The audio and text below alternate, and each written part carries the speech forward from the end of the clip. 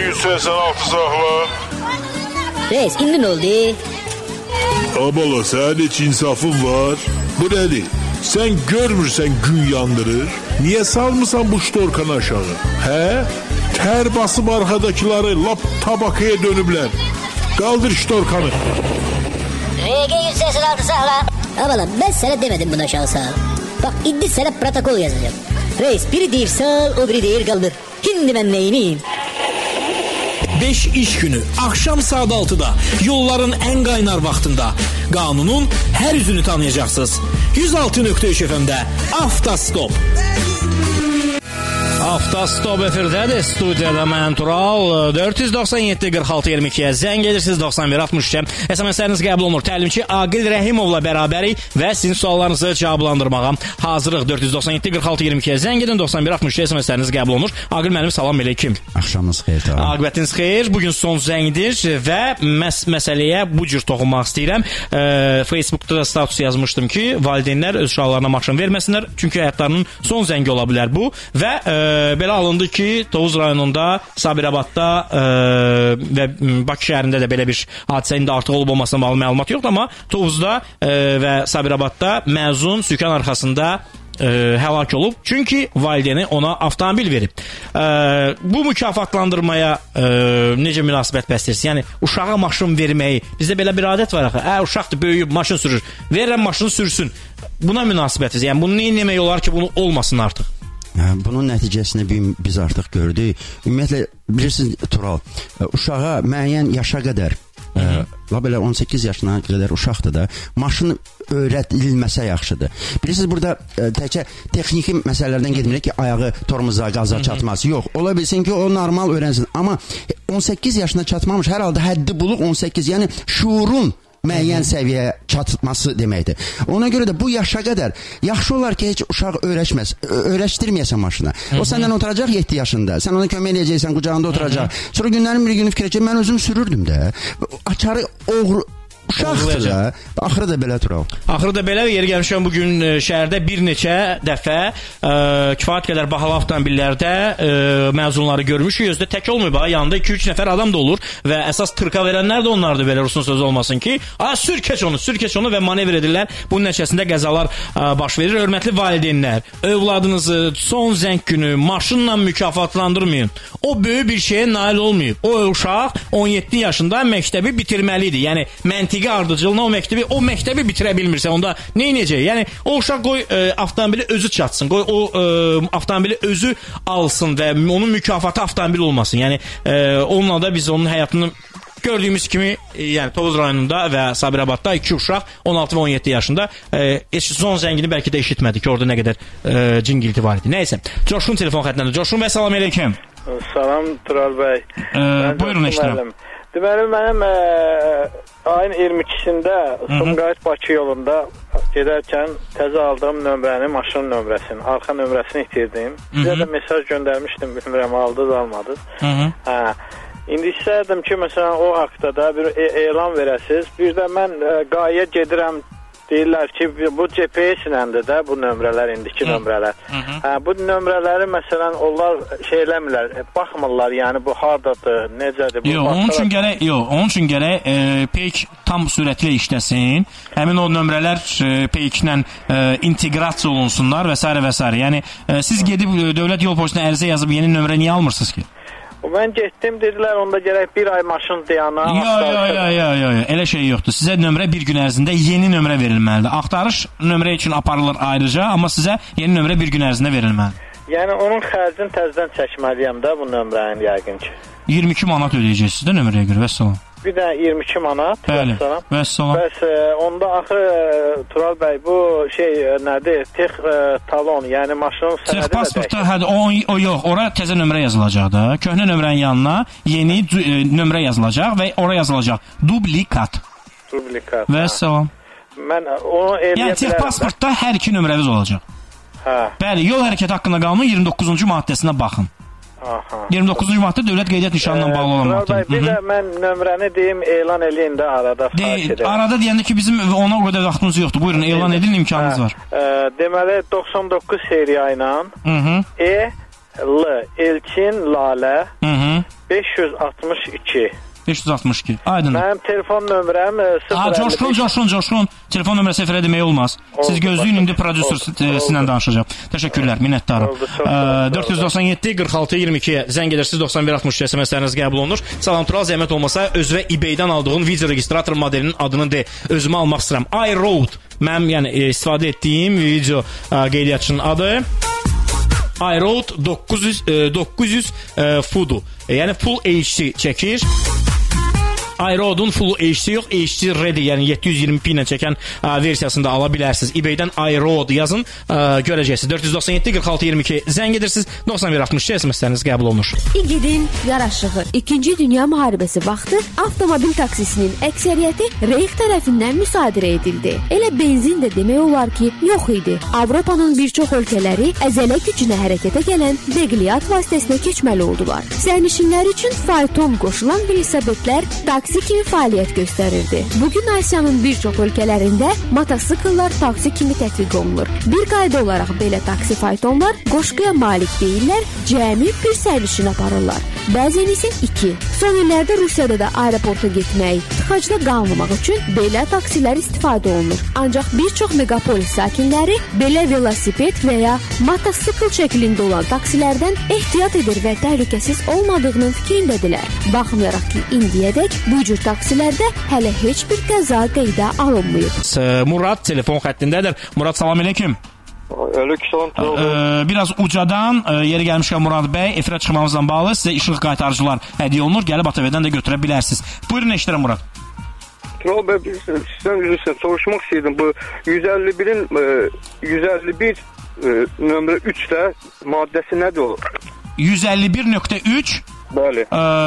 Qəza şəraiti var, yol nəqliyyat hadisəsinə yayınma var, tabesizlik var, dəmir yol keçidlərinin keçilmə qaydasının pozulması var.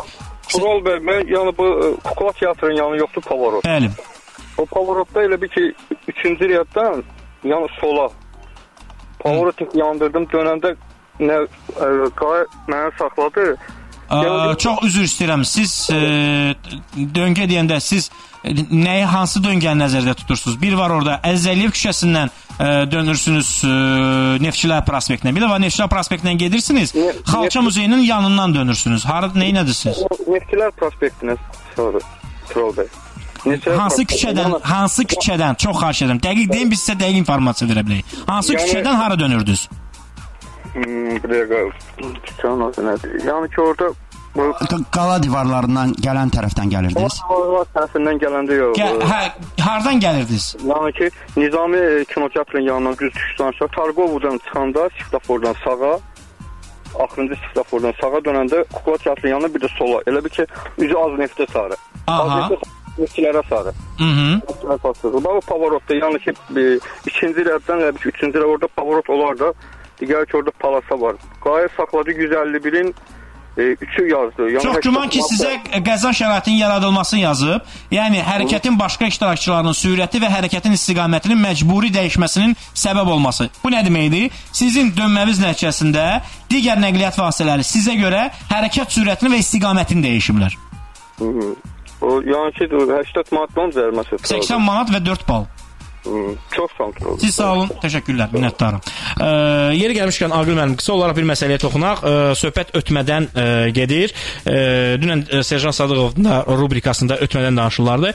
Az təcrübəli sürücü praktikasında elə hallar var ki, məsələn, qaydalar ötməyə icazə verən şəraitdə belə ötmə əməliyyatını yerinə yetirməmək olar. Yəni məsləhət deyil. Bəzən olur, bu haqda mübahisə olur ki, qanun icazə verirsə eləməlisən. Yəni təcrübəsiz, az təcrübəli sürücülər etməyəcəyi qanun icazə versə belə, amma etməyi məsləhət olmayacağı hallar varmı? Var, Tural. Yalnız təcrübəsiz sürücülər üçün yox, hətta 20 il təcrübəsi olan sürücülər üçün də qanun icazə verəndə də məsləhət olmayan ötmələr var. Birincisi, yol ayrıcılarında, nizamlanan yol ayrıcılarında ötmə məsləhət deyil, amma qanun icazə verir. Biz niyə? Qanun sadəlifdir. Qanunun ağlından da gələ bilməz ki, yaşıla gedəndə deməli sağ tərəfdə, sağındakı avtobusun dalından kimsə çıxsın da, sadəlifdir. Bax, ən qorxulu, ən ölümlə nəticələnən hadisələr bizdə necə olur? Deməli, yol ayrıcında icazə var da, avtobus ötürsən, avtobus yavaş gedir də. Deməli, sən bunu yol ayrıcında bunun qabağından soldan çıxanda sağdakı fikirləşir, qoy avtobusu ötüm. Belə şeylər var. Avtobus ötməyə çatır, amma səni gəlib o dünyaya göndərir. Yəni məsləhət deyil də, qanun icazə versə də qanun indi fikirləşir ki, hamı normaldır da. Yəni heç kim, bax belə şeylər var. Məsələn tutaq ki, elə yol ayrıcılarında, şəhər qırağında da elədir. Şəhər qırağında ha bax icazə var, özünüz bilirsiniz də. Biz baş yoldayıqsa, o kəsişən yol ikinci dərəcəli yoldursa, olar, düzdürmü? Məsləhət deyil. Məsləhət deyil, yenə də həmin məsələyə görə. Siz yəni məsləhət deyil nəyə görə? Çünki o da qəflətən çıxa bilər yola. Qəflətən çıxa bilər də, yenə deyirəm, qaydalar fikirləşir ki, hamı normaldır, hamı, heç kim riskə getməz, amma riskə gedirlər, çıxırlar. Nə bilim, kolxoz yolundan kimsə çıxır, traktor çıxarda bilmir. Vur, qazı ver, o fikirləşmir ki, soldan siz gəlirsə saatda 110-dan məsələ. Yeri gəlmişəm bir məsələ münasibət bilər. Dünən axşam saat 11 radələrində Nobel prospektinə gedəndə arxamdan gələn nəqliyyat vasitəsi sürücüsü 60 icazə verilən yerdə minimum 100 sürətlə gedirdi. Hava qaranlıq idi, sutkanın qaranlıq vaxtı idi və onun yanına qəflətən qarşısına adam çıxa bilərdi. Yəni mənə çox maraqlıdır. Həmin sürücü belə deyək, hardan təminat alıb ki, onun qabağına adam çıxmayacaq. Çünki həmin sürətlə kimsə qəflətən qarşısına çıxsa, o nəyəsə vurmalıdır maşını. Ya dirəyə vurmalıdır, ya adama vurmalıdır, ya maşına vurmalıdır, ya maşını aşırtmalıdır. Yəni qəza qaçılmazdır həmin ərazidə. Bu necə baş verir ki, onlar deyir ki, gedirəm. Bilirsiniz Tural, mən həmişə deyirəm, təkcə söhbət qaydaları bilməməkdən getmir. Şuur söhbəti gedir burada. Aydın məsələdir ki, qarandıq vaxtı 100 ilə gedirsənsə, şuurlu insan başa düşməlidir ki, qabağa pişik çıxsa pişiyi vuracaqsan. Maşın çıxsa maşını özün də həlak ola bilərsən. Şuurun azlığıdır. Bunu niyə azalır? Valla mən bunu yalnız qlobal istiləşməklə əlaqələndirir. Quruyur da. Bəzi insanlarda quruyub rüşeyim halına düşür. 497 46 22-yə zəng edin, 91 60-ya SMS-ləriniz qəbul olunur. Avtostop. Yol bizimdir. Avtostopu dinləyirsiniz. Studiyada mən Tural, təlimçi Aqil Rəhimovla bərabər Yalçın bəy telefon xəttindədir. Onun işlə Yalçın bəy, salam aleyküm. Necəsi Yalçın? Sağ olun. Yanınızdakı radionu söndürün. Buyurun, eşidirəm. Salam aleyküm. Bu keçən səs sizinlə yol kəsilməsinə aid sual vermişdim. Orada bu Güneş Petrolun yanındadır, oradan dönmək olar əslində sola. Sürücülərin çoxu bilmir onu. Gəlir maşını arxadan saxlayır, siqnallayır. Yəni mən oradan döndüyümə görə yol polisi mənə nəsə yaza bilər ki, yəni sən hərəkəti Güneş Petrolun yanında, yəni yoxdur, teleqonun yanında, orada da həmin şeydir. Buyurun Aqil mən. Qardaşım, siz çox maraqlı suallar verirsiniz. Keçən dəfə də siz deyəndən sonra inanın ki, Tural'la biz telefonla da, Facebook'da da yazışırıq ki, siz mahiyyətcə düzgün demişdiniz orada. Mən bugün həmin Trikoronun yanından deməli Tural'ın yanına gələndə mən baxdım orada. Deməli yuxarı qalxanda Tural necədir orada? Deməli məcbur edici nişan var düz sağa. Qardaş orada düz deyir. Yerdə heç bir zolaq yoxdur. Və deməli kəsişən yolda ayrıcı zolaq var. Yəni ki betondan zolaq var. Mahiyyətcə qardaşım sən düz deyirsən. Amma mən oradan sola Tural'ın yanına dönmədim, düz getdim. İndi izah eləyim niyə. Bilirsiniz, qanunda hərdən elə şeylər var ki, icazə var amma xatalıdır. Bilirsiniz niyə oradan sola dönməsiz? İsrarla neçə gündür deyirsiniz ki, mən oradan dönməliyəm. Bilirsiniz niyə məsləhətdir? Mənim 30 il rulda təcrübəm var, mən oradan dönmədim. Bilirsiniz niyə? Qaydalar icazə verə. Çünki ətrafdakı insanlar orada öyrəşməyiblər sola getməyə. Bax, belə momentlər də var, qardaş. Yəni oradan dönəndə böyük bir aləm qarışır oradan. Başa düşürsünüzmü? Özünün daldan da zərbə ala bilərsən. Çox da ki, sən qayda ilə dönürsən. Ona görə, qardaşım, mən sizə oradan bundan sonra da dönməyə məsləhət görmürəm. Əgər istəmirsinizsə maşınınızı dəysin, gedin yuxarı. Qaydalar icazə verir, amma ətrafdakılar ona öyrəşməyiblər. Belə şeylər də var. Yəni düzdür, qanunda göstərilib hər bir yol nişanı quraşdırıldığı kəsişməyə aiddir. Bu düzdür. Lakin siz sola dönmək üçün nə edəcəksiniz? Gərək qabağı buraxasınız, düzdür? Onlar da öyrəşməyib. Arxadan gələndə fikirləşə bilər ki, siz düz gedəcəksiniz. O fikir verməz sizin dönmə işığı yandırmağınıza. Və sizi vura bilər və deyək ki, sən yolun ortasında niyə deyəmirsən? Sən axı düz getməliydin. Bilirəm ki, Güneş Petrola girmək istəyənlər adətən daha sonra yolu dönmək istəyənlər gedirlər, Güneş Petrolun içinə girirlər, oradan fırlanıb keçirlər. Yəni başqa variant tapıblar, amma təhlükəlidir. Yəni başqa qardaş Trikoronun yanından danışırdı da. Orada eyni cür ordadır. Məsləhət deyil, yəni qanun icazə verir, amma məsləhət deyil. Buyurun Yalçın, işdirəm birdən. Amma orada elədir ki, döndüyüm zaman arxada maşın dayanıb siqnallayırsa, ona görə mənə zərmə yazma bilməzlər, elə deyim. Birisi necədir? Yol hərəkəti haqqında qanun İnzibati Xətalar Məcəlləsinin 151.3-cü maddəsində göstərilib ki, qəza şəraitinin yaradılması, yəni hərəkətin başqa iştirakçılarının sürəti və hərəkətin istiqamətinin məcburi dəyişməsinə səbəb olan pozuntuların törədilməsi. Məntiqlə siz qaydanı pozmamışsınız. Yəni pozmadığıma görə mənə yaza bilməz. Bəli, yaza bilməz. Amma təkrar edirəm. Sizin orada durmağınız digər sürücülərə maneçilik törədir. Çünki onlar o cür öyrəşməyiblər. Qardaş, bir dənə əlavə eləyim. Sizdə sedandısa, sizin maşınınızdan niva düzəldə. Yəni dəyə bilər, birinci ondan söhbət gedir. Yox, orada elə bil ki, gəlib dayanırsan, svetoforda dayanırsan, elə bil ki, arxanda da maşın olsa dayanır. Sən orada pavorotniki yandırıb dayanırsan, ona görə... Onsuz da qarşını buraxıb dönəcəksiniz də, düzdürmü? Bəli. Yəni, məntiq qanun budur ki, kəşmədə dayandınız, yol nişanı qüvvəsini itirib, qarşıdan gələn nəqliyyat vasitəsini buraxıb dönürsünüz. Buna görə sizə təbii ki, protokol yazıla bilməz. Amma görsəz ki, sizin dayanmağınız digər hərəkət iştirakçılarına təhlükədir, yaxşı olar ki, qərar verəsiniz ki, oradan dönməsiniz. Yəni, görsəz ki, təhlükədir. Aydın. Yəni, sürücü adətən təhlükəni də hiss eləməlidir, bilirsiniz yaxşı. Hə? Necə? Deyirəm, sürücü təhlükəni hiss eləməlidir ki, mənim dönməyim təhlükəlidir. Sizdə var o hissiyat? Yoxlayarım sizin o hissiyatınızı, Yalçın. Təşəkkürlər, çox sağ olun. Təşəkkürlər, çox sağ olun, Yalçın. Yalçın yer gəlmişlər, hər həftə Aqil müəllim zəng gelir siz burada olanda və bu kəşmələr haqqında sual verir. Bəli, mən bu məsələyə toxunmaq istəyirəm. Bir də yenidən bu məsələyə dəymək istəyirəm. Çünki bu haqda mübahisələr olur. Qanun icazə verir, amma mən dönürəm. Yenə qayıdaq bu məsələyə. Qanun icazə verir ki, bu vətəndaş ikinci kəsişmədən, çünki yol nişanı birinci kəsişməyə qədər qüvvədədir. İkinci kəsişmədən təhlükəsizlik qaydalarına əməl edərək dönsün. Lakin qarşıdan gələn sürücü və ya arxadan gələn sürücü gözləmirlər bunlar. Yəni öyrəşiblər başqa cürdə. Bu faktdır da, bu xatalıdır da. Hə də bura Azərbaycandır da. Qardaş da deyir, yox, mən oradan dönəcəm. Dönəyə, amma vura bilərlər səni arxadan. Yəni Yalçın məqsədi oldu deyəsən, o dönmək istəyir. Necə tapır belə çox? Salam Tural, salamlayıram Aqil müəllimi sizi də. Mən 15 ildir sükan arxasındayım, amma sizin avtostop verilişinizə hər gün qulaq asıram və çox öyrəndim, nəticə çıxarım. Təşəkkür edirəm Oktay. Əsas odur ki, Oktay, siz də nəticə çıxarırsınız və bir çox sürücülər də nəticə çıxarsınlar. Salam Tural, mənim maşınım 5 ilin texniki baxışdan keçməliyəmmi? Anlamadım sualını. 2005-ci ilində, hə. 2014-də keçməlisiniz. Aqil müəllim, belə bir məsələ var. Çalalardan necə qaçmalı? Yəni çalıya düşmək təhlükəsi var. Bu adətdir. Məsələn, tutaq ki, Şərifzadə küçəsində. Bu çalalar var. Həmçinin şəhərin mərkəzində də bəzi yerlərdə var. Məsələn, bu İstiqlaliyyət küçəsində düz şəhərin mərkəzində. Sizin studiyadan çıxan kimi. Hə, də o Şərifzadədir də. Yəni söhbət nədən gedir?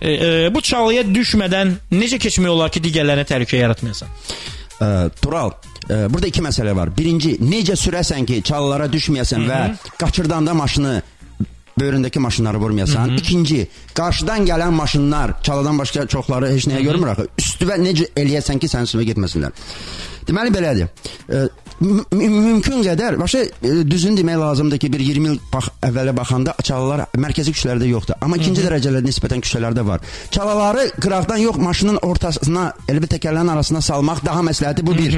İkincisi, yaxşı güzgülərlə işləmək lazımdır. İnanın ki, Tural, məndə elə olur. Ümumiyyətlə, hər bir insanda öz yaşadığı rayonun, lap şəhərin açıq lüklar xəritəsi və yaxud da çalalar xəritəsi olmalıdır. Düzdür, azdır, amma ikinci dərəcəli yollarda var axı. Yəni qəfil çıxanda çox çətindir. Adətən səhv nədədir sürücülərdə? Qəfil elə bir ki, çala görən kimi instinktiv elə çox istəyirlər ki o maşınlarını. Elə qaçırdırlar ki o maşınlarını. Hətta o hansı kamazın altına onu qaçırdıqlarını fikirləşmirlər. Siz nə etməlisiniz? Deməli, güzgülərlə yaxşı işləməlisiniz. Əgər baxmamsızsa, mənim özümdə elə olur, Tural. Bilirəm ki, güzgüyə baxmamışam, qəfil qabağıma çala çıxıb. Mən o açıq lüka da girmişəm. Niyə? Mən bilirəm axı, bu 30 ildir ruldayım. Mən bilirəm ki, güzgüyə baxmamış rulu sola fırlatmağım hansısa soldakı məni... Günahsız bir şeysən. Bu bir. İkincisi, qarşıdan maşın gəlir. Gənə də onlar yalnız çalanı fikirləşirlər. Siz onun əvəzinə hansı çalanı keçməyini fikirləşməlisiniz ki, bax, orada çala var, gəlir. Mən o deməli, o çatanda 10 nəfərdən 3-ü qaçacaq mənim zolağıma. Mən həmin nöqtədə olmayayım o qaçırtmaq. Başa düşürsünüz? Yəni onun əvəzində də fikirləşməlisiniz. Yağışda havada da kalaları görmək olmur axı. Onda nə edirsiniz? Bir dənə deməli sir deyim sizə. Deməli özünüz qabaritli bir maşını. Yəni kaleya da deyilir də. Siz elə bir pavrotini sağa yandırırsınız, onu buraxırsınız qabağa. Düz biraz egoist şeydir. Başlayırsınız onun dalınca getməyə. Hansı çalıya düşdü? Yeri gəlmişəm mən o təcrübədən istifadə edirəm. Biraz egoist şeydir, amma belə lazımdır. Və Müşfiq telefon xəttindədir. Müşfiq, salam aleyküm. Alo. Buyurun Müşfiq bəy, eşidirəm. Salam Tural bəy, necəsiz? Yaxşı olasınız, eşidirəm qardaş, buyurun. Tural bəy, çox üzr istəyirəm. Yəni sizi narahat edirəm. Bu bir neçə dəfə bu texniki baxışla bağlı siz suallara cavab vermisiniz və demisiniz ki, bu riyazi hesablama aparmaq lazımdır. Biz riyazi hesablamanı normal bilirik. Amma birisi nəsərdir, bizi alladırlar, yəni nə mənada alladırlar. Mən də üzr istəyirəm, maşın 2003-ündür. Yəni 2012-də texniki baxışdan keçmişəm. Rayonda tutaq ki, polis idarəsində işləyən bir yüksək rütbəli əməkdaş deyir ki, sizdə misal üçün 2003-dür, 2014-də keçməlisiniz texniki baxışdan. Başqa birisi deyir ki, yox, siz mütləq indi keçməlisiniz.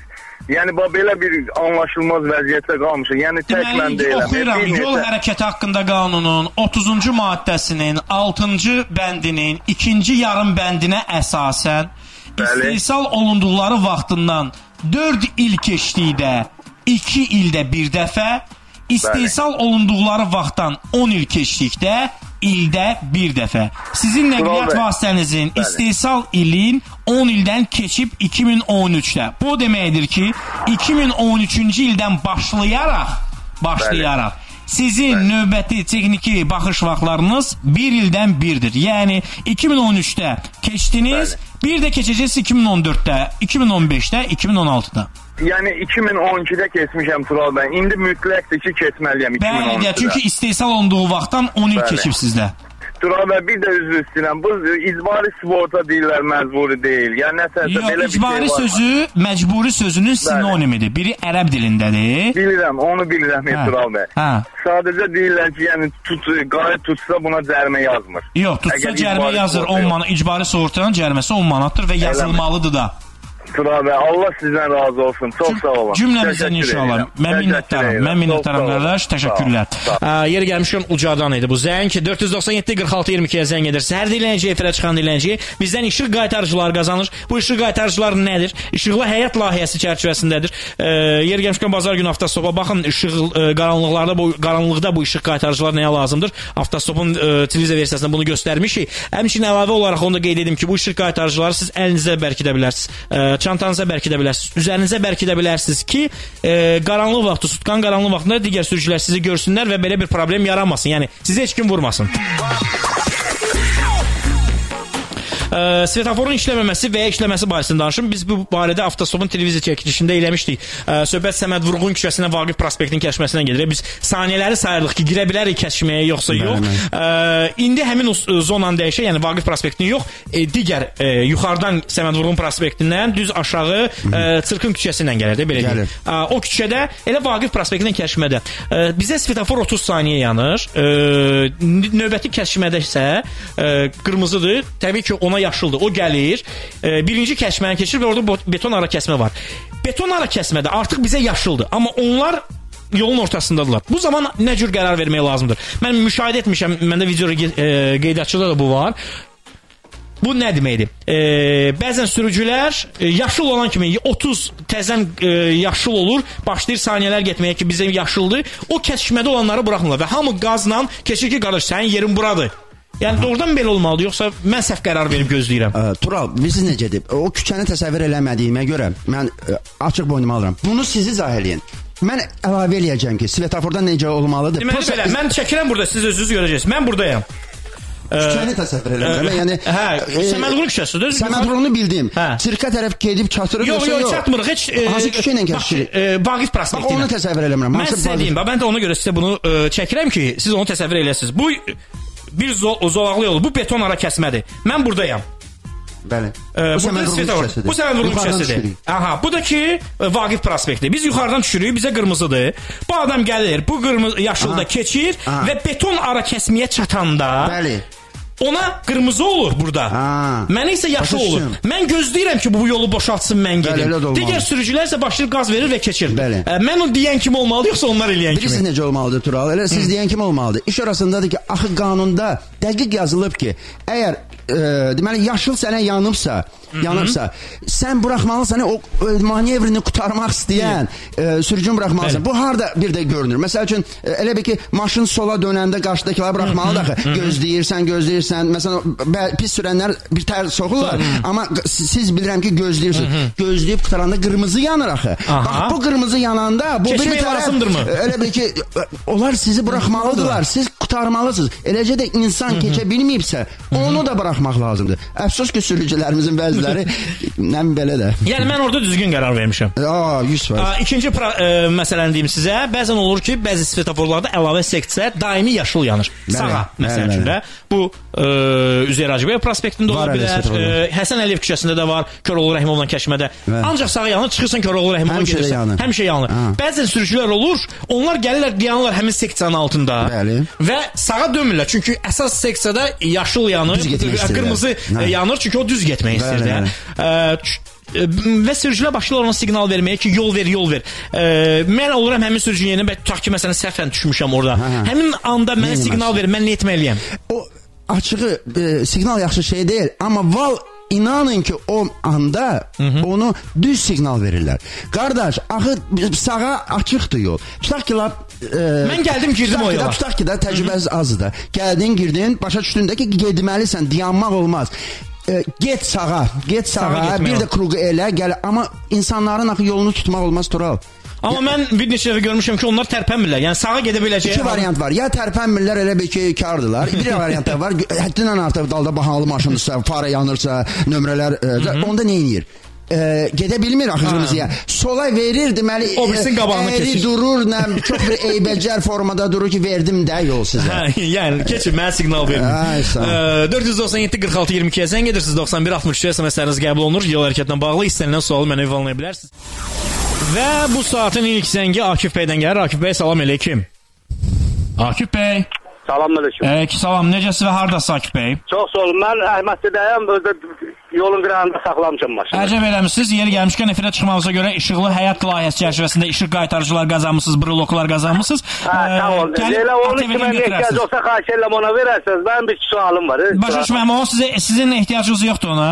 Qeydə, mənim maşında dövlət hər şeyi qoyurdu. Yox, başa düşdüyüm maşında qoydu. Bəs siz maşından düşmürsünüz, gecə vaxtı keçirsiniz? Yox, axşam çürəvə gedirəm. Yəni, maşından düşürsünüz də, düzdür? Aydındır. Sol, deməli, maşından düşəndə üstünüzdə olsun. Yaxşı, olsun, gələrəm. Yox, minnətlə danışmayın, xahiş edirəm. Buyurun, sualım. Tural müəllim. Bəli. Mən bir vətəndaş olaraq sizin bu verilişlərə çox yaxşı qulaq asıram. Çox da xoşuma gəlir, çox sağ olun, bir məktəbdir. Ancaq birisi zətərdir. Mən bir narazılığım var, vətəndaş kimi. Buyurun. Birincisi, o dəvət elədiyiniz müəllim bəyəklərin dedi ki... Elədiyiniz dedi ki, buradadır. Yox, üzr istəyirəm, mən sizlə danışıram. Dedi ki, qanun icazə verdiyi yerlər dönəndə, o qazondan ki, dönürsənə sola və yaxud da fulana. Onu mən dönmürəm, düz gedirəm falan. Bu, hər kəs öz bildiyi kimi hərəkət edə bilər. Amma dövlətimizin qanundur. Bu, ələnir ondan sonra. Özülüb, dikilib, qoyulubdur. Bu bir. Orada o sürücü dönəndə də kimisə boşlamalıdır, düz gedən nəqliyyat vasitəsini boşlamalıdır. Yox, söhbət boşlamaqdan getmir, söhbət ondan gedir ki... Yox, buna milyonlardan insanlar qulaq asır. Ay Akif müəllim. Qoy üzr istəyirəm, qoy tamamlayım. Yox, birinci sözünüzün birinci hissəsinə mən sizə, siz dediniz, mən də cavab verirəm. Biz tövsiyə etdik ki, əgər siz oradan dönəndə təhlükə olacaqsa, yaxşı olar ki, düz gedəsiz.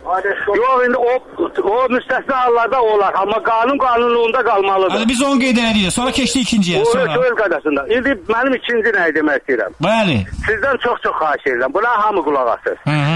Aidiyyəti qurumlar da qulaq asır falan. Bu yollarda məhdudlaşdırıcıları xahiş edirəm. Tələb eləyin qoysunlar.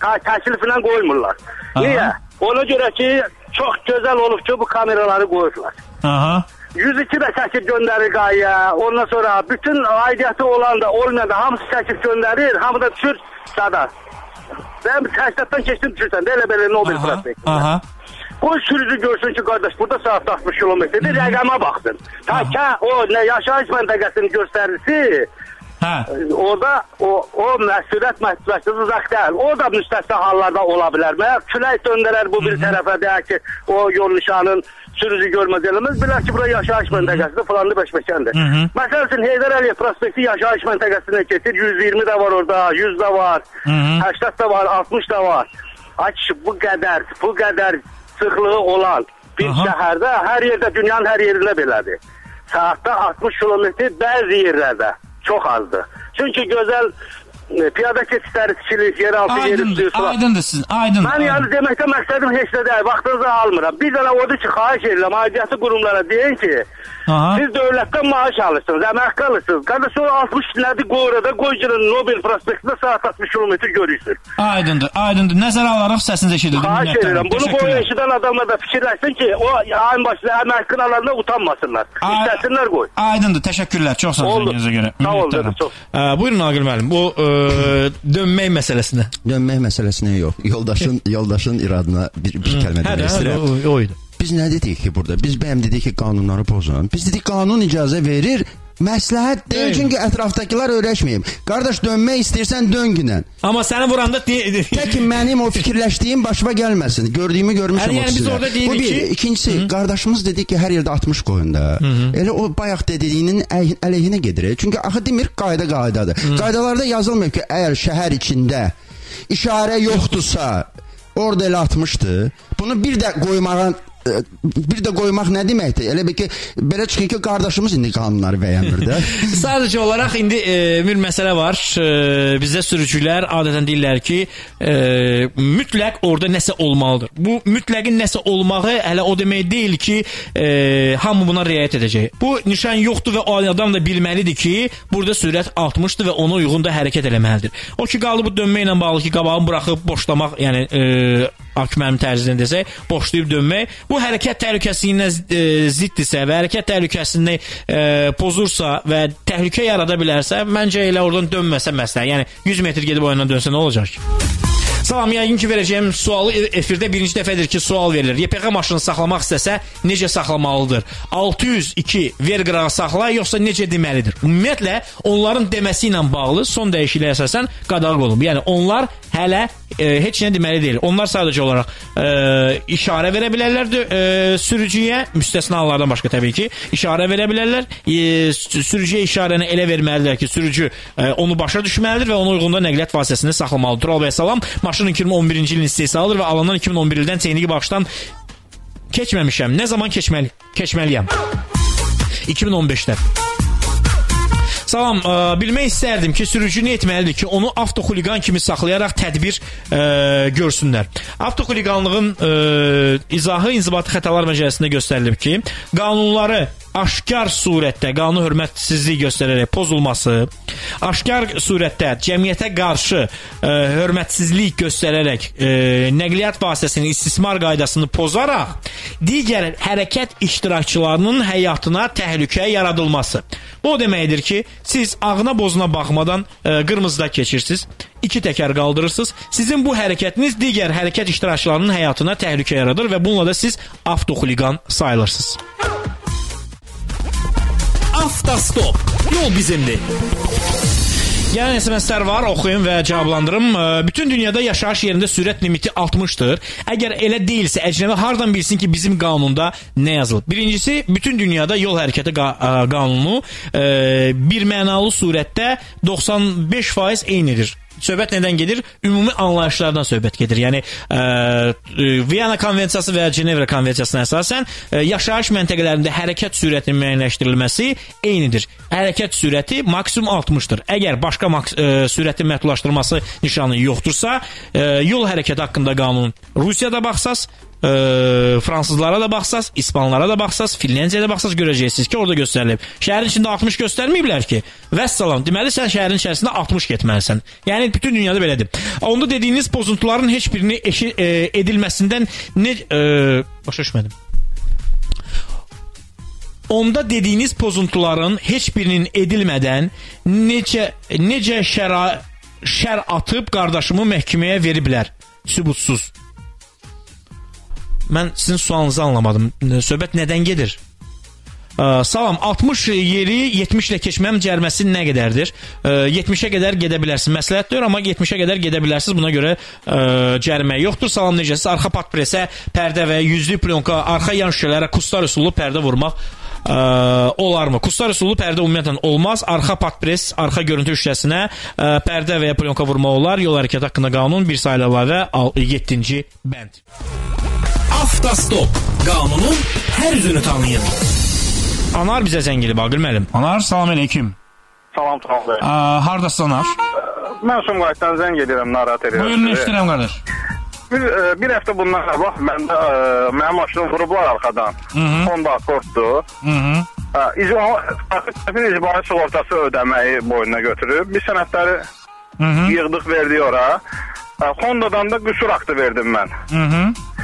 Bu günləri məni çağırıblar sığorta idarəsinə ki, bəs siz orada Honda'da yox, başqa yerdə mütləq eləməlisiniz. Çünki sığorta haqqında qanunda göstərir ki, bu sığortası həll eləyir, harada təmir eləyəcəyini. Bu barədə siz nə məlumat verə bilərsiniz? Mən sizə bu haqda aldatmaq istəmirəm. Sizə hansı maddəni əsas göstəriblər? Valla sığorta haqqında qanunda göstərir mənə. Orada yazılır ki, sığortası ya təmir eləyə bilər, ya da qarşılığında haqqını ödəyə bilər. Ay, sağ ol, söhbət ondan. Amma orada yazılmayıb ki, bunun harda olmağı, bunu sığortası seçir, harda təmir olunmağı. Çünki maşın Honda'dır və Respublikada da istisnalaşmış servisi Honda servisdir. Bəli. Mən hesab edirəm, indi bilmirəm, dəqiqdir, deyil. Yəni bu Honda servisə təmir olunsa daha yaxşı olar. Çünki orada ixtisaslı sertifikatlı ustalardır da, hara aparacaqları, nə tər eləyəcəklərini bilmirəm də mən. Buna mən harasa müraciət edə bilərəmmi, yəni şikayətimi bildirmək üçün? Yoxsa elə bu qanunla bu cür olur? Yox. Siz icbari sığorta bürosuna müraciət edə bilərsiniz. Çünki rəsmi nəqliyyat vasitəsi sizindirsə, onun harda təmir olunmasını qərarını siz verməlisiniz, sığortaçı yox. Çünki Əli dayı ola bilər yaxşı ustadır, amma Əli dayı sizin avtomobilin yaxşı ustası olmaya bilər və ona görə də mən sizə nömrə verirəm.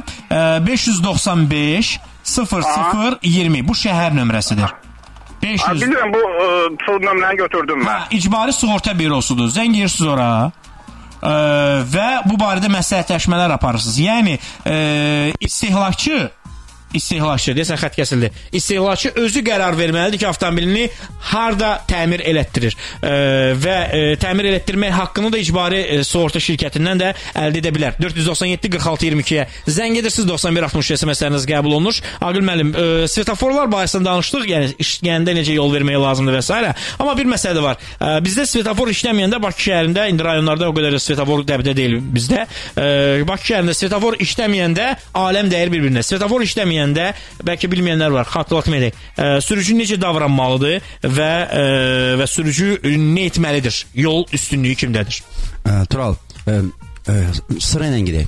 Svetofor işləyirsə, dinləyicilərə də deyirəm, nəsə bir səhv eləsəm, siz səhvimi düzəldərsiniz. Svetofor işləyirsə, svetoforun yanındakı üstünlük nişanları qüvvədən düşür. Əgər mən səhv eləmirəmsə, hətta baş yolun istiqamətinin dəyişməsi tablosu, o da svetofor işləyəndə qüvvədən düşür. Bəli. Əgər svetofor xarab olursa, yaxınlaşırıq. Svetofor işləmirsə, deməli nizamlanan yol ayrıcılığından çıxır. Baxırıq, nizamlayıcı yoxdurmu? Yoxdur. Deməli, bu artıq bu yol ayrıcı dönür olur nizamlanmayan yol ayrıcı. Və baxmayaraq ki, bunun adı nizamlanmayan yol ayrıcıdır. O hər halda nizamlanır. Nə ilə? Üstünlük nişanları ilə. Baxırıq, baş yol bizdədirsə, yol bizimdir. Yox, üstünlük nişanlarından yol ver və ya stop işarəsi varsa yol bizim deyil. Tutaq ki, bunlar da yoxdur. Bundan sonra işə düşür sağ əl qaydası. Amma orada bir qaydalarda bir punkt var. Yəni səndə bərk örtük, əlbəttə şəhərdə belə şey olmur da, səndə bərk örtükdürsə, o biri tərəfdə torpaqdırsa, artıq o torpaq olan ikinci dərəcədir. Şəhərdə baxdalı deyil. Onda sağ əl qaydası düşür. Kim bizim sağ əlimizdədirsə, o da getməlidir. Amma praktikada söhbəti, bütün bunları etdikdən sonra yenə də ehtiyatda olmaq lazımdır. Çünki bütün bu dediklərimizi hamı bilmir axı. Ona görə bütün bunlara riayət elədikdən sonra da sizin yol sizindirsə, bir baxın görün o birlər də riayət edirmi? Burax. Mən onun tərəfdarıyam ki, da üstümə böyük bir avtobus gəlirsə məsəl üçün, burax getsin, sonra sən get. Burada üzüyün qaşı düşməz ki, mənim pozisiyam budur. Yeri gəlmişkən bu qarşıdakını buraxmaq məsələsi ki var. Bu məsələdə bəzən sürücülər bilmirlər ki, qarşıdakı əsas üstünlük qarşıdakı kim sayılır. Yəni biz üzbəyüz gəlirik və hamı deyir ki, mən də qarşıdayım, o da qarşıdadır. Kim üstündür? Qarşıdakı kim sayılır? Yəni ta ki mən dönürəm sola, o isə düz gəlir. Mən sola dönürəm, o düz gəlir. Sürücülərin bəziləri deyir ki, niyə mən dönəndə o məni buraxmır? Axı mən də qarşıdayam. Axı qanunlar deyir ki, biz sola dönəndə, burada təkcə qaydalar söhbətə getmir, bu dəqiqə məntiqi işə salacaq. Qaydalar nə deyir? Sən sola dönürsənsə, tutaq ki, eyni hüquqludur yollarda.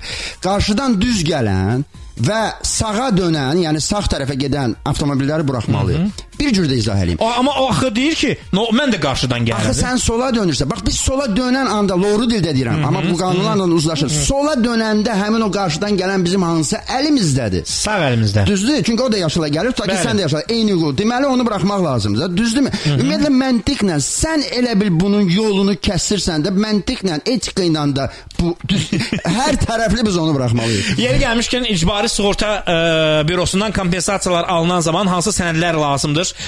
Onu deyim, zərər çəkən şəxsin şəxsiyyət vəsiqəsi, yol nəqliyyat hadisəsinin nəticəsində sağlamlığa dəyən zərər üzrə xəsarətin dərəcəsi haqqında həkim arayışı olmalıdır. 50 haqqında 50-in qrupu, səbəbinin vəzifəsinin edilməsi tarixini əks etdirən tibbi sosial ekspert komissiyası olmalıdır. Yol nəqliyyat hadisəsinin nəticəsində 3-cü şəxs öldükdə ölümün səbəbi haqqında tibbi ekspertizə rəyi olmalıdır. Ölüm haqqında şahid edilən habelə ölənin ailə üzvlərinin onunla qohumluq əlaqəsini təsdiq edən müvafiq sənədlərdir. Yol nəqliyyat hadisəsinin nəticəsində 3-cü şəxsin sağlamlığına zərər dəyməsi özündən 3 il ərzində deməli öldükdə onun ölümünün hadisə ilə səbəbi əlaqədar olmasını təsdiq edən tibbi arayışdır. Yol nəqliyyat hadisəsinin nəticəsində 3-cü şəxs öldüyü halda onun ailə üzvlərinin kompensasiya ödənişinin alınmasına dair notariat qaydasında təsdiq edilmiş birgə ərizəsidir. Zərər çəkən tərəfindən zərər vuran qarşı tələbinin irəli sürülməsini tələb edən sənədlərin surətidir. Zərər vurana qarşı irəli sürülən tələbinin təmin edilməməsini təsdiq edən sənədlərin surəti və s. Yəni sizə deməli zərər dəyibsə və zərər vuran şəxsin sığortası yoxdursa, hadisə yerindən qaçıb gedibsə və s. bu kompensasiyaları icbari sığorta bürosundan da əldə edə bilərsiniz. Avtostop. Yol bizimdir. Avtostop. Qanunun hər üzünü tanıyın. Qoşa xəttin üzərində piyada keçidini, yəni zebra varsa, xəttin üzərindən sola dönüb qayıtmaq olarmı? Belə bir sual gəlib, sualı təkrar edirəm. Qoşa xəttin üzərində piyada keçidi, yəni zebra varsa, xəttin üzərindən sola dönüb qayıtmaq olarmı? Mən bilirəm ki, deməli, piyada keçidinin üzərində nə geri vermək olmaz, nə də orada dönmək olmaz. Amma o qoşa xət, onu da siz izah edin. Deməli, orada... Mən biləni olmaz. Deməli, hanı mənim qələmin? Hanı mənim təsbihim məsələsini oxşadır? Deməli, belə, bu qoşa xəttir. Mən nəyə görə vizual çəkirəm, hörmətli dinləyicilər? Yəni sizə görsənmir, amma mən özüm üçün çəkirəm ki, təsəvvürüm olsun bu nədir. Bu isə zebradır. Bizim sürücü bu istiqamətdə gəlib, zebranın üzərinə dönüb geri qayıtmaq istəyir. Olmaz. Yox, olmaz. Yəni siz zebranın üstündə nə işiniz var, qardaş? Maşınımız var, zebra ilə işiniz olmasın. Azər telefon xəttindədir. Azər, salam aleyküm. Salam aleyküm, salam. Aleyküm salam. Buyurun, Azər, eşidirəm. Salam aleyküm, qonağınıza salamlayıram. Mən öz maşınımla bağlı bir sual vermək istedim. Buyurun. Mənim maşınım var 2171, yəni Triora markalı avtomaşındır. Mən buna Moskvadan zavod istehsalı olan idman prujonlar gətirmişəm. Nə gətirmişsiniz? Prujon, idman prujonları. Aha. Bunlar hal-hazırda maşın üstündədir. Yəni mənim yol patrul xidməti saxlayır və mənə bildirir ki, prujonlar sizi kəsilir. Mən bu barədə nə bilərəm? Mən belə başa düşdüm ki, sizin avtomobil aşağı yatıb. Bəli. Ancaq arxası yatıb, yoxsa qabağı? Yox, qabaq, arxa ikisi də. Hər ikisi yatıb. Niyə yatsızdırmışsınız onu? Bir belə məntiqi sual yaranır. İdman stilli eləmişəm də onu. Aydındır. Deməli belə, əlavə şərh vermirəm, amma İnzibati Xətalar Məcəlləsinin 155-ci maddəsində bir gözəl bir maddə var, 155-ci maddə. Orada göstərilib ki, avtomobilin istismar qaydasının pozulması. Çox güman ki, sizə onu deyiblər. Nəqliyyat vasitəsinin tam kütləsinin və bu kütlənin oxlar üzrə paylanmasının ağırlıq mərkəzinin təkər bazasının və ya təkər düsturunun pozulmasına yaxud tormuz və ya sükan idarə sisteminin əvəz olunmasına səbəb olan dəyişikliklərin edilməsi. Bu 150 manat cərimədir. 155.2.3. İndi İndi biz bilmirik, həmin o purjunların qoyulması sizin avtomobilinizin konfigurasiyasını dəyişibmi? Bunun üçün... Yəni bu hal-hazırda bu... Yəni fərq eləməz o zavodskoydu filandı, bu zavodda istəyirsən olub. Söhbət onun qoyulmasından və ağırlıq mərkəzinin təkər bazası və ya düsturunun pozulmasından gedir. Bunun üçün nə olmalıdır? Nəqliyyat vasitəsi getməlidir xüsusi texniki bazaya. Həmin bazada yoxlanmalıdır. Aparat göstərməlidir ki, sizin avtomobilin təkər bazası pozulmayıb. Onun da əsasında siz hərəkət eləməlisiniz. Mən ona görə hara müraciət edə bilərəm? Siz hara müraciət eləməlisiniz? Ümumən siz heç hara müraciət eləmirsiniz. Siz saxlayan dövlət yol polisi əməkdaşı onu eləməlidir. Hə, onu eləməlidir. Yəni purjun kəsilib iddiası üçün gərək o sübut eləsin ki, purjun kəsilib. Bunun üçün gərək texniki müayinə keçirilsin də nəqliyyat vasitəsində. Başa düşdüm. Çox sağ olun, minnətdaram. Siz sağ olun, minnətdaram. Sual vermək istəyirəm. Buyurun. İmkan varsa. Bu Əhmədlidə bu Ukrayna idarəsi deyilən yer var. Müəllim özü də yaxşı bilər. Burada təlim maşınları da dayanır. Burada Sivicdə və təşkildə aparmışsınız. Burada Əhmədli metrosu tərəfdən gələn bu Heydərliyev parkına gedən bu piyada keçidi bir dənə yoxdur burada. Məhəmməd Hadi küçəsində. Bəli. Bu piyadalar burada çətinlik çəkir də bu maşınlar. Piyadalar orada bir dənə svetofordan keçə bilərlər. Deməli Xətai polis idarəsinin, yol polis idarəsinin yanında. Orada keçə bilər çünki orada svetofor var. Park tərəfə deyirəm. Park tərəfə. Yəni siz Əhmədli metrosunu keçəndən sonra Ukrayna idarəsi var, Sivicdə və təşkilatlar. Bəli, bildim. Deməli, onlar keçməlidirlər. Hansı istiqamətdən keçməkdə çətinlik yaradırlar? Bu yol polis idarəsinin yanından üzü park tərəfə yol keçir. Sağ ol. Deməli, orada onlar svetofordan keçməlidirlər polis idarəsi tərəfə. Sonra yolun qırağı ilə Şadlıq evinin qabağından keçməlidirlər yola. Orada nizamlanmayan piyada keçididir. Yəni, piyada yola çıxanda Günəşlidən gələn onu gözləməlidir. Keçməlidir parka. Burada yoxdur da, piyada ordunak da yoxdur burada. Nişan yoxdur piyada nişanı? Yox, nişan yoxdur. Bax, onu dedirsə və salam. Onda yəqin ki... Yuxarıda var, amma aşağıda yoxdur. Burada mütəmədə olaraq parkdan bu piyadalar keçirlər o tərəfə, bu tərəfə. Yəni, çox belə... Ora gəlib bir dənə zebra çəkmək lazımdır, belə başa düşdüm. Bəli, çox gözəl olardı. Aydındır, təşəkkürlər. Çox sağ zənginizə görə minnətdaram, çox sağ olun. Bu qədər Aqil müəllim, sağollaşıram. İnşallah gələn həftə eşidilərik. Yaxşı yol sizə. Yeri gəlmişkən Aqil müəllimlə əlaqə saxlamaq istəyənlər 3w.profi-s.com saytı ilə əlaqə saxlaya bilərlər. Aqil müəllimə suallarını da ünvanlama mümkündür həmin saytda və yeri gəlmişkən onunla da hazırlaşıb hərəkət təhlükəsinə əməl etmək və yolda sağ qalmaq üçün. Minnətdaram Aqil müəllim. Sağ olun. Sizinlə sağollaşıram. Həftənin bazar ertəsi avtostop olmayacaq iyunun 3-də. Xatırladım hörmətli dinləyicilər. Çünki mən sabah, yəni iyunun 1-i Gürcüstan Respublikasına işgüzar səfərə gedirəm. Söhbət Gürcüstanın yollarının çəkilməsi və həmçinin orada imtahan necə keçirilir, vəsiqə verilməsi, qeydiyyat nişanlarının verilməsi və belə deyək də, orada vəziyyət necədir bizdən fərqli olaraq müqayisələr və ya bənzətmələr də ola bilər. Nəysə, mən sabah iyunun 1-i Gürcüstana işgüzar səfərə gedirəm. İyunun 3-ü ölkədə olmayacağıma görə avtostop iyunun 3-ü olmayacaq. Bir də iyunun 4-ündə eşidilərik. Qismət olsa.